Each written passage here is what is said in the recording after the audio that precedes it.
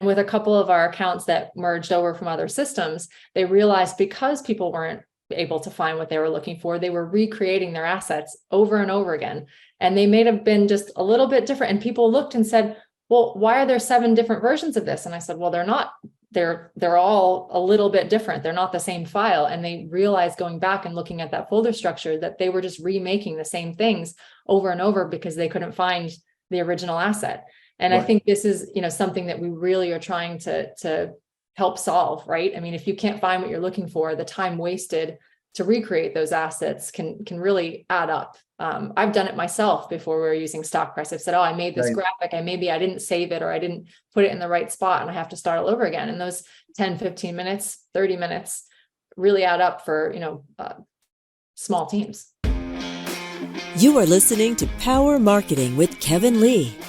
Kevin and his agency Did It have helped thousands of businesses win through superior marketing, as have his books, articles, speaking engagements, and the E-Marketing Association Power Marketing podcasts. Here's Kevin.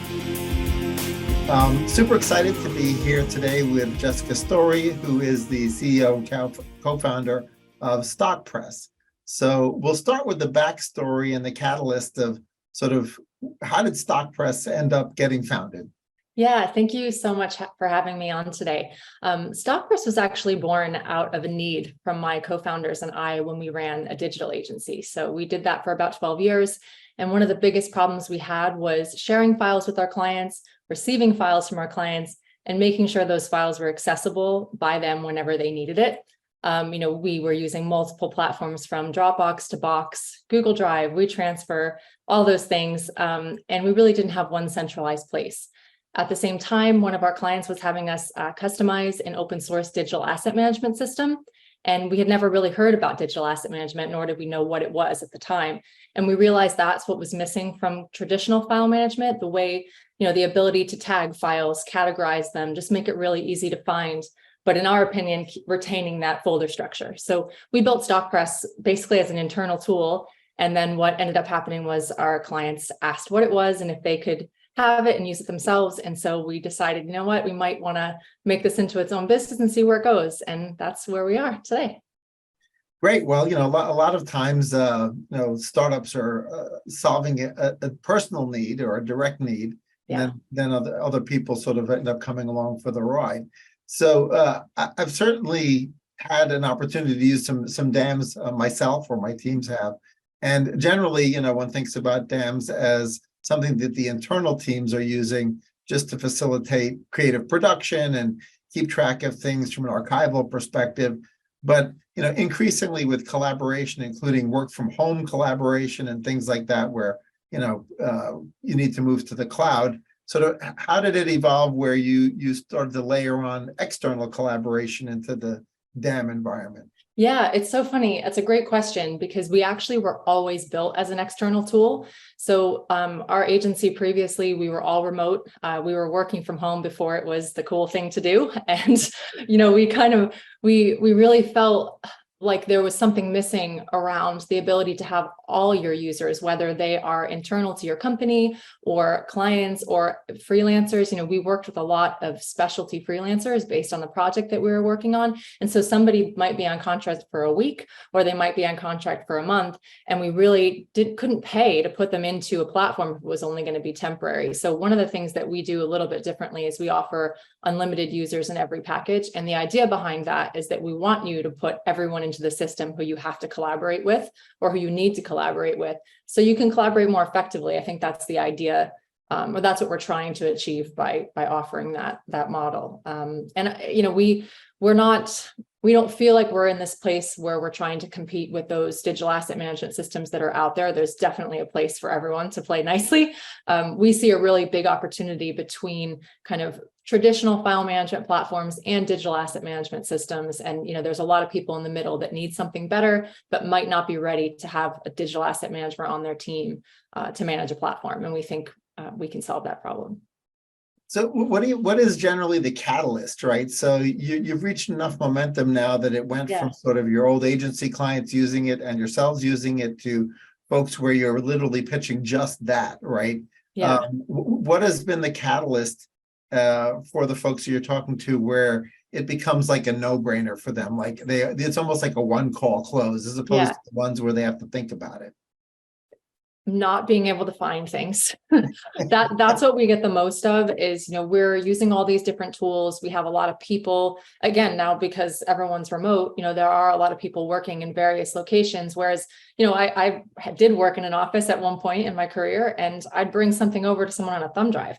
I may have just aged myself a little bit, but that's how we did it back then. We had little personalized thumb drives and we brought them around the office.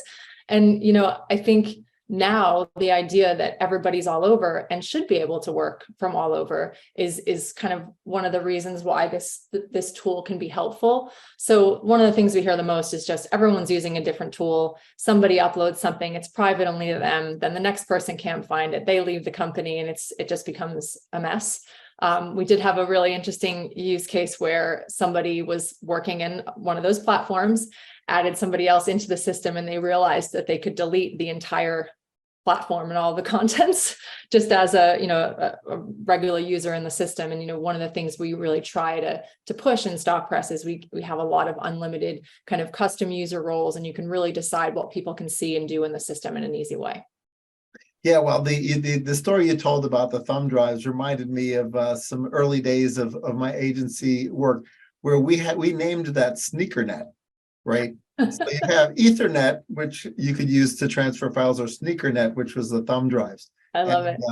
So yeah, sometimes I kind of miss it a little bit though, don't you? Because genuinely, we used to get them customized. We had logos on them, different colors, and now, they're in a pile over there full of stuff I'll never look at again. Right, absolutely. So yeah, luckily we've advanced beyond SneakerNet Yes. now. For folks who are sort of shopping around for a DAM or exasperated by their existing DAM and thinking about replacing it, what do you think of other than findability, what are some other factors you think they should consider? Yeah, so for me, customization and is something that I think is really important.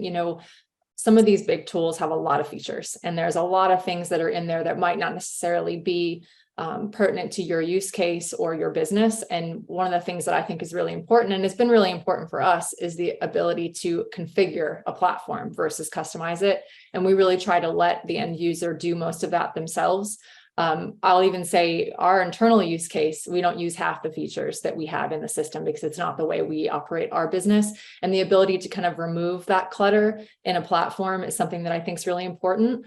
Again, plugging that unlimited user model, I think that's also really important because as people are coming and going in businesses more often than not, it's just a good way to make sure that your costs kind of stay in a unmanageable way. I mean, we see it all the time, even with Stockpress, as we're bringing in new employees and new freelancers, that, some of these tools we use, the prices just keep going up and up every time we add, another person to the team. And it's just the way it works with that kind of per user license model. One other sort of in the weeds question, because it's something that I've had to experience, is, and this is probably true regardless of which DAM you might use, but versioning, right? When you're doing social media ads, for example, and to create freshness, you need to constantly reversion your ads. You're either testing them to see response rates going up or down based on changes, or you're just, you've got ad burnout, and so you're constantly reversioning things. And of course, from a tagging perspective, like just tagging it by a keyword or whatever, it's pretty much the same. So are there best practices around versioning? Is it using the dates and the names? What is the best practice for that? Yeah, so also a really good question. So we have a couple different ways that you can combat that in Stockpress. So we do have a file versioning tool. So if you are uploading, new iterations of a design, new iterations of anything, really, we are embarrassed to say sometimes we have 35 different versions of a keynote presentation we might be doing for someone, but being able to not worry about how you name that file, version 2.1, version 2.3, 4, 5, 6, it goes on and on and on. Being able to upload a new version into the old version is how we really try to push our customers to use that feature, because it really does keep everything bucketed in one place. I've also had times where I've created a social media graphic in Illustrator or Photoshop, and I've done a new version just to have someone come back and say, oh, well, that last one was actually really cool. Can I have that? And I go, oh, geez, well, I've already overwritten my file. I didn't resave it as a new name. Shame on me. But I had uploaded a version into Stockpress, so I could revert it and download it. We also have quite a bit of reporting functionality that we're trying to kind of really push and build upon more about how an asset is used, who is using it, how many times it's downloaded, how many times is it shared, is it really an active file in the system, and kind of sending those reports to our admin users so it can really inform them of which assets seem to be the most popular, and what might be, just a better way to measure those files and their usage. Yeah, I'd love to learn a little bit more about sort of file mix that you're seeing. Yeah. It's easier, obviously, when you're just doing sort of static social media or animated, GIFs or whatever. But when you start to get into sort of longer production videos, the file sizes get a little bit onerous, which can be a problem with any DAM, right? Just this idea. So are there any best practices around video and larger video sizes and having them play nice inside a DAM? Yeah, so I won't speak to how the other DAM platforms, do this because I'm not sure, but we do not have any upload or download limits. And we actually generate a thumbnail preview for all of our files. That's kind of secondary, but it does create more of a visual platform. The reason why we don't have those upload and download limits is we have quite a few kind of production houses that utilize the system. And the reason they came to us actually was because of that. So they had been breaking up these videos they were creating into multiple files to send to clients for review. And it just kind of fragments that whole process. So some of the other platforms we do have download limits. So if you want to download anything that's above 25 gigs, you have to break it up again into multiple downloads. And for me, that is really not useful. If you're going to take, if you see a whole, bunch of files and you go to download it and says, oh, sorry, you have to break this up. And now I'm spending more time doing that. So that's really something that we've tried to get right in terms of that, those no limits there. Great. Well, you've been a content creator and probably are still content creating, whether for yourselves, perhaps no longer for others. So I'd love your thoughts on the new content creation tools that are out there. There are a lot of platforms that have sort of become web-based content creation tools. Stuff that used to be done locally on a local machine is now sort of being done in the cloud. So is that still evolving? Like, what are your favorites there? Yeah. And how do they play nice within a DAM? Probably also going to age myself a little bit here on this one. I'm definitely an Adobe Suite girl. I like the desktop tools. That's how I learned. That's how I'm comfortable. But obviously, a lot of those cloud-based tools are beneficial for a lot of reasons. Being able to collaborate with somebody else on a file. Figma, for example, we have used Figma with clients in the past, and it does create for a really good process, kind of that back and forth without having to say, hey, here's the file, here's this, here's that. We actually have a feature in Stockpress called link cards. And the reason we created this was for these cloud-based projects. So we had a lot of questions around, hey, how do you handle files like Google Docs or Google Sheets or Figma and Canva designs? And we'd say, well, they're not physical files, really, they're cloud-based tools. And what we realized was people still need to find them, and they don't always live on their own. I'll give a great example of that. It's just a Google Sheet or a Google Doc.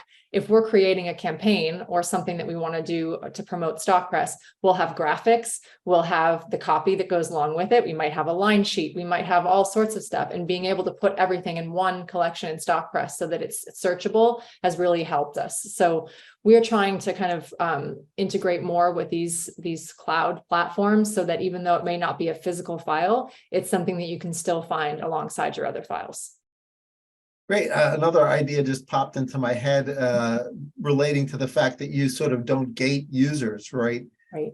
Increasingly, I think the smarter agencies and brands as well are realizing that a lot of really great creative ideas come from influencers of different types, right? And so there may be a one-off campaign or just a short-lived, period of time where you're working with an influencer and the influencer wants to be able to share assets with you as well. Are any of your clients on the platform, tapping into the wonderful creativity that comes with the influencer market and sort of letting them jump into the platforms and keep their stuff there? Yeah, so I have a couple that just pop into my head right away, that are events-based accounts. So people who, run sporting events or, other types of events that do utilize kind of that influencer aspect. We don't access our accounts to see exactly what they're doing, but because of my, relationships with some of them, they do put everyone in the system. That goes for media and other kind of people who might need those assets too. And I guess having that kind of unlimited access and that unlimited capability really helps them do their job better, without having to say, hey, so-and-so sent me this, can you download it and then put it in here so we have a record?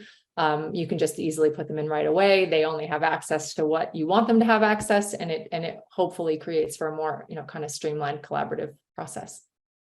Absolutely. And another thing, obviously, that's going to change creativity and creative, as we might call it from a digital asset perspective, is the influence of AI. And, Adobe was a late entrant to the party, but they've made tremendous strides in the last couple of weeks alone with regards to empowering the platforms to assist a human creative with sort of AI power. I'd love to hear your thoughts on that. I think you just said the perfect word, assist. So, I've gone back and forth on this quite a bit because, when all that, everything started kind of being the buzzy thing, AI and all of this, it is a scary tool. It's stuff that creatives look at and say, well, if somebody can just create this without me, then what am I here for? And what did all those years I spent kind of going to college and learning these tools amount to? But I still think there will be that aspect of assistance, and you really can't, I don't think you can actually produce. Look, in a couple of months, you might come back to me and say, hey, no, we don't need you anymore. But the way I see it right now is there still needs to be that level of assistance, that level of knowledge. I feel very proficient in Adobe tools, but I don't think that I could just go in there and automatically create something usable without a little assistance, from the knowledge that I already have, if that makes any sense. And I think that goes across the board with AI. I could generate myself a 1,700 word blog post. I still have to go back in and put my touches to it, but I do think it's going to help a lot of people who might be interested in that creative process or interested in how to create things that they may not otherwise have the time or the knowledge to do on their own. And I think it will kind of force a lot more creativity in the world, hopefully in a good way. Yeah, I mean, my graphical skills are already broken at stick figures, right? So it is really interesting for me to experiment with like a Mid-Journey and take, my textual query and see what it comes up with. And it's never exactly what I wanted, and it's never usable as is. But similar to the same way that like a Bard or a ChatGPT can sort of provide a little bit of a inspiration, right, to the human creativity. I do sometimes like what gets spit out on the graphical side for like a Mid-Journey. Have you found that it's useful from an ideation perspective to use something like that as well? Yeah, honestly, I do, because and I'll use a couple of other examples afterwards on how I think it relates in other areas of the business. But I think you should always be kind of learning and iterating. It's just the process of creativity in general. I've never put anything out there that I have felt like is never going to change. We're actually going through quite a change right now in Stockpress and how we talk about ourselves, how we just, display ourselves, our brand in general. And it's not that the other way we did it was bad. It's just that we started introducing a new way. And we went, oh, this is actually really cool. How can we how can that influence what we had before? And I think if anything, it can just help you accelerate maybe in a way that you might not have been able to without it. And this is a very weird example, but I feel like sometimes it resonates. I use a lot of tools in various parts of the business to help me with things that I might not be amazing at. So Grammarly, for example, and I know it's a weird kind of connection, but I started using that when I started writing more blog posts for Stockpress, when I started kind of just writing more in general. And yeah, it would correct all of my mistakes. And it was so great. And I never had to think about anything. But what it's actually done in the process is taught me things that I didn't know before. Seeing the same thing being changed over and over has actually had me starting off in the right way. You know what I mean? And I think AI tools can help with that as well, is that you may see something generated that you go, oh, I would have never thought about that. but then you use that in the future when you create something on your own. So I do think there are some positives to, things being done for you, so to speak, or, just, it's kind of just a new way of learning, I think. Yeah, absolutely. You've got enough folks using the platform at this point. Have you started to get a sense that certain industries are particularly well suited, because of either the quantity of assets that they're creating or using on a regular basis? Is it like real estate? Is it restaurants? Is it sort of certain SIC codes or whatever you want to call them, NAICS codes, that you're like, oh, those folks really need this more? Yeah, we're still working that out because we do have a kind of broad spectrum of clients right now. We do have real estate, we have events, we have sports teams, we have, anybody, and I know it's kind of vague to say it, but anybody who has a large amount of digital assets could benefit from a system that helps organize them in a better way. And I think, again, we really try to focus on this idea of teams in a system. So you can actually have different types of users, different departments in one system using the platform in a completely different way. And I think that's, something that we're trying to work out ourselves, because there probably is one group, the creative folks, I'd say, that could really benefit from this organization. But because we take all file types, we're really trying not to limit ourselves at the moment, and really just trying to make everyone's process a little bit better. So when people pull the trigger and they're like, okay, we definitely need Stockpress. Yeah. Do they typically just start putting the new stuff in there and sort of saying, I'll get to my old archives later? Or do they also sort of deploy an internal team like, okay, we also need to get everything from whatever antiquated system we were using into Stockpress as well? We find that they bring everything over. And the reason why is because we actually have integrations with some other platforms. So if you are using Dropbox, Box, or Google Drive, and you want to import your files into the platform, you can, and we retain your folder structure. So one of the cool features we added earlier this year was the ability to identify duplicate files. So one of the main differences between Stockpress and a traditional file management system are that we don't use folders. We have what are called collections. And the big difference between collections and folders is that one file can live in multiple places without being duplicated. So if I want to create a folder for myself and a folder for you in a traditional file management system, I have to copy my files. And now I have two versions of the exact same things. In Stockpress, I could make 10 collections, put all those files across all those collections, give them to different people, and it's just that one file. So one of the big problems we see is that when people import from other systems, they have tons of duplicate files because they have gotten into this mindset of this folder structure and kind of copying their assets. So we identify those duplicate files based on the fingerprint of the file and allow you to merge them together. So they'll still live across all of your folders, but it turns it into one file. And that's been really helpful when people are trying to get all their old stuff into the system and categorize them in the proper way. So I would say the majority of our accounts will import their stuff, and somebody will work on kind of organizing those in a different way or tagging them, and some people will handle the new things. We also have a metadata mapping tool. So if you have metadata already in your files from another system, we can pull those over into Stockpress automatically as well. So you don't have to start from scratch. And that is something that seems very daunting for people, is this new idea of categorizing and tagging their things that they weren't doing before. But we try to make it as painless as possible in our platform. So from an entity size perspective, sort of at what point do you think it would make sense for somebody to consider using Stockpress? Is there sort of a sweet spot where it starts to become obvious that they really need you? Yeah, what I see, and this is just from a personal standpoint, is if you have over 7 people that you're working with, you can really benefit from number one, the no user cost per user, but also just from an organization standpoint. If you have, I'd say probably 5 to 7 people or more, that's when it really works. I mean, you can use Stockpress as a single person, as 2 people, but it's really, really beneficial if you have more users, because you can categorize them into different teams. You can give them different roles, and you can really kind of control the spaces so that everybody has a place to work, and you can also come together on those files that you need to. So that's kind of what I'm seeing is, if somebody has that amount of teammates, it really is useful for them. Have you reached the critical mass yet where there's sort of a user community separate from, of your actual clients that are supporting each other in some way, and sharing their best practices?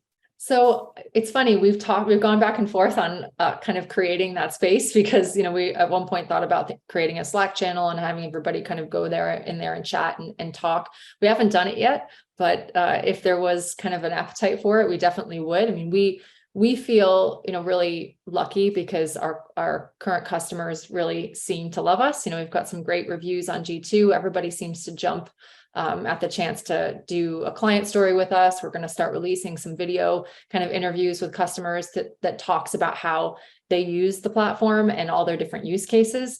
And we're really, really feel lucky to have them kind of on board. So I'm sure that they would all kind of get along together and maybe share some of their own best practices. So if anyone's interested in that and you're a customer and you're listening, we can certainly start that Slack channel if you're interested. Yep, absolutely. The other sort of question, and I don't know if there's enough data for you to answer it yet, is, certainly time is everyone's most valuable asset. And I know you mentioned that one of the big catalysts is I can't find that file. For a person who's spent, 20 minutes hunting around for a file, whether they were successful at the end of the 20 minutes or not, it's still 20 minutes they never get back, right? Yes. So have you been able to quantify sort of efficiency gains that come from person moving to you guys and using that versus sort of whatever the before case was? Yeah, I actually have a good use case around that, coupled with the duplicates feature that we have. So in addition to identifying duplicate files, we also identify similar files. So if you upload something that's just slightly different or a different iteration of the same kind of visual, we will say, hey, you have these 2, 3, 4, 7 versions of a file that all are a little bit different. And with a couple of our accounts that merged over from other systems, they realized because people weren't able to find what they were looking for, they were recreating their assets over and over again. And they may have been just a little bit different. And people looked and said, well, why are there 7 different versions of this? And I said, well, they're not. They're all a little bit different. They're not the same file. And they realized going back and looking at that folder structure that they were just remaking the same things over and over because they couldn't find the original asset. And right. I think this is, something that we really are trying to help solve, right? I mean, if you can't find what you're looking for, the time wasted to recreate those assets can really add up. I've done it myself before we were using Stockpress. I've said, oh, I made this graphic and maybe I didn't save it or I didn't put it in the right spot and I have to start all over again. And those 10, 15 minutes, 30 minutes really add up for, small teams. Right. Absolutely. So what does your next, 3 months, 6 months, and a year look like? What's exciting for you over the next year? Integrations, hands down. So we are really trying to be more integrated with the tools that our customers are using. So we are focusing a lot on the mid-market right now. And just, we feel like there's a spot for us there, that these people might not necessarily be ready or willing to kind of take on a big enterprise DAM system, but they are looking for something a little bit more robust than what they're currently using. And I think one of the things that will help the transition is just being more connected with the other tools that they use. And, those tools are changing all the time. So every time we integrate with one, there's another one that comes along, but we think the more that we can, be connected with those platforms, the better. And we definitely take the feedback from our customers too. I would say the majority of the platform is built based on feedback, and we really try to kind of keep our current clients happy. So those integrations are something to keep an eye out for. Yeah, absolutely. And one of my favorite things about your platform and essentially your marketing plan, even though it's not technically a marketing plan thing, is the fact that because additional people can jump into the system as needed, they become exposed to it in the same way that people got exposed to Slack and some of the other tools. Yeah. For free. And then, they hopefully leave with such a positive experience that they become your advocate, right? Yeah. And we actually, funny enough, didn't see that. We didn't see that until this year. I mean, I'd say maybe the end of last year, when we first started out, just like all the other larger systems, if you wanted a Stockpress workspace, you had to reach out to us, get a demo. We gave you some custom pricing, but now you can create your own account on your own. So, and you get 5 gigs for free, as you said. Right. So there is actually that that kind of use case for free accounts. We have a lot of accounts actually that are free, and they are great accounts. They're our biggest advocates. They love the system. They'll probably never be on a paid tier, but they are shouting about us all the time, bringing in new customers. And you're right, like that product-led growth motion has really come from the ability to put as many people as you want in the system. Great. Well, thanks for sharing with some best practices and your roadmap. It's always great to see entrepreneurs solving problems. I find myself doing that for myself and for my clients all the time. Yeah. So I look forward to watching your continued progress. Thanks so much. This was great. Thanks for having me. My pleasure. Kevin Lee's Power Marketing is available on all your favorite podcast networks. Kevin loves helping businesses excel at marketing. Having marketing challenges?